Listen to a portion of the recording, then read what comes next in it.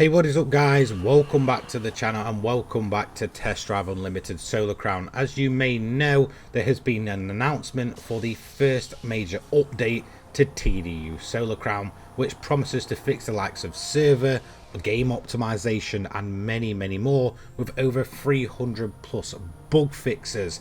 So today we're going to go through the notes of this first major patch for TDU Solar Crown, which will launch right now.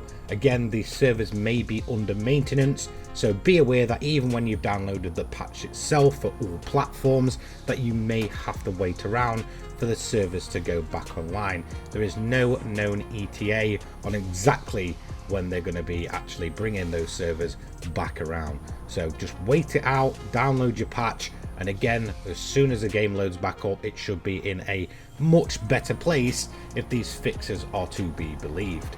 So let's get straight over to the website and check out the fixes for TDU Solar Crown's first major patch. First major patch. Dear players, we are glad to announce the release of the first major patch for TDU Solar Crown. This patch brings significant improvements to the gameplay experience on both PC and consoles. This update will be available for download on all platforms on Monday, September 30th at 8 AM UTC, so today. Now, in terms of the actual implementation of this update, the servers will undergo maintenance for a few hours starting at the same time. The reopening of the servers will be announced across all our social media pages. Now, as you can see, we've got a brief highlight just here, which kind of announces what's going to be coming. So server improvements, that was one of the main concerns for players. Optimization improvements, again another big concern. And then we have a rather kind of brief one here that says 300 bug fixes. We also include, so in terms of enhanced graphics, UI and UX fixes, enhanced audio, save game fixes, improved peripherals compatibility. So let's head into some of the key notes. So we have the changelog here for all platforms, significant server/network improvements, fixed login errors, lobbies and race disconnections, save issues and other specific server related problems. Fixed issue where meeting points and POI discovery were not saved. This is something that has bugged me since day one of the game. I purposely went out of my way to find everything I could, and a lot of it just does not save. So especially in terms of getting to some points in the map, it's a nightmare for me. So instead of just driving all the way down to the bottom of the map, I'll just probably ignore that area. So hopefully that should work now if everything goes well. We then have performances and stability. So stability improvements, fixed various crashes and freezes. Performance improvements, increased global frame rate while maintaining the same graphics quality. Then we have graphics and interfaces UX/UI, added master setting in graphical options, fixed graphical tearing issues, fixed some cases of bad rendering in Virtual Garage when accessing the pause menu, PC only removed displayed menus when enabling Nvidia Ansel, fixed various live events UI issues, fixed a few no loca issues, fixed wrong display of turbo on the HUD. Then we have audio, improved environmental sounds, fixed incorrect audio in some languages. Compatibility, improved support for peripherals, steering wheels, shifters, etc. Improved support for ultra-wide monitors. Then we have miscellaneous. So this is where it gets a little bit deeper, and we'll probably not know absolutely everything from this actual update of the 300 plus fixes. You'll probably just notice them along the way. So 300 miscellaneous minor bug fixes. Resolve cases of hardlock after the first race of the onboarding. Fixed ELO not decreasing when abandoning ranked races. Fixed suspension issues on various cars. I'm assuming that's mainly with the likes of the buggy where you'd kind of land it funny and it'd just take off.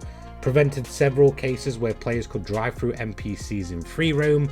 I think that was more to do with the spawning from what I've noticed. Fixed cases where AI would drive in the opposite way after finishing a race. Improved pathfinding of the GPS. removed incorrect indication of a race at level 3 that should not exist. I believe that one is kind of at the top of the actual city itself, where it just is completely glitched out and will just show you what your previous race was instead. You can't enter it or do anything with it.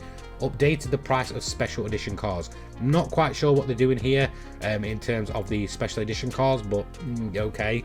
I don't know if they're just kind of, you know, some of the more, I guess, unique models are going to have lower prices or possibly even more expensive prices, who actually knows.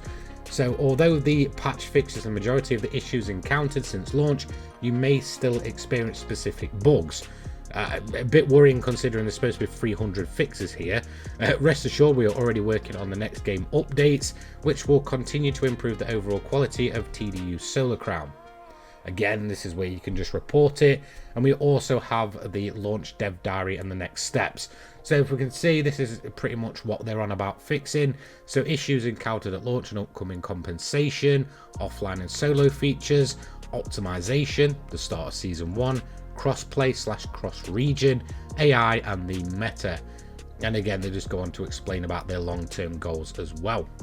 So there we go, that is everything promised with the first major patch for TDU Solar Crown. Let me know what you think in the comments down below.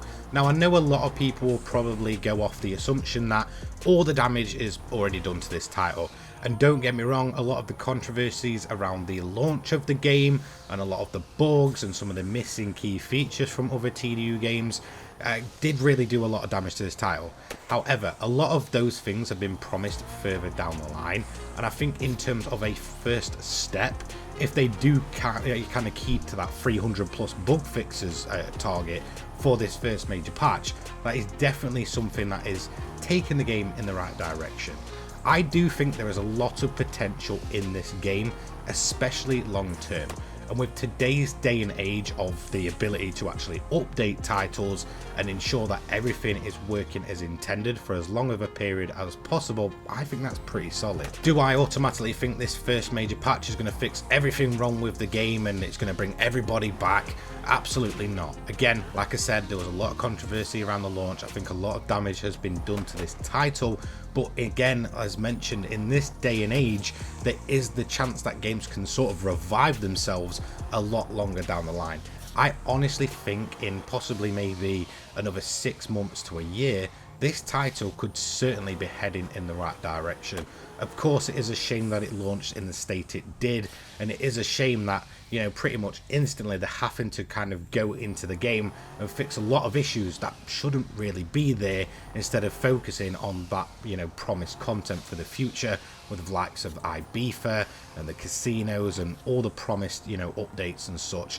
So hopefully they can now get all the annoying little niggles out the way and all of the, I guess, day one issues, and start focusing on that content to really bring players back. The likes of, you know, Ibiza, the casinos, new cars, etc. Season 1's launch. Hopefully everything goes smoothly, and eventually, in some time down the line, TDU Solar Crown can be a much better game than it kind of currently is. Anyway, thank you so much for watching. I will see you in the next one. Take care, guys. Peace.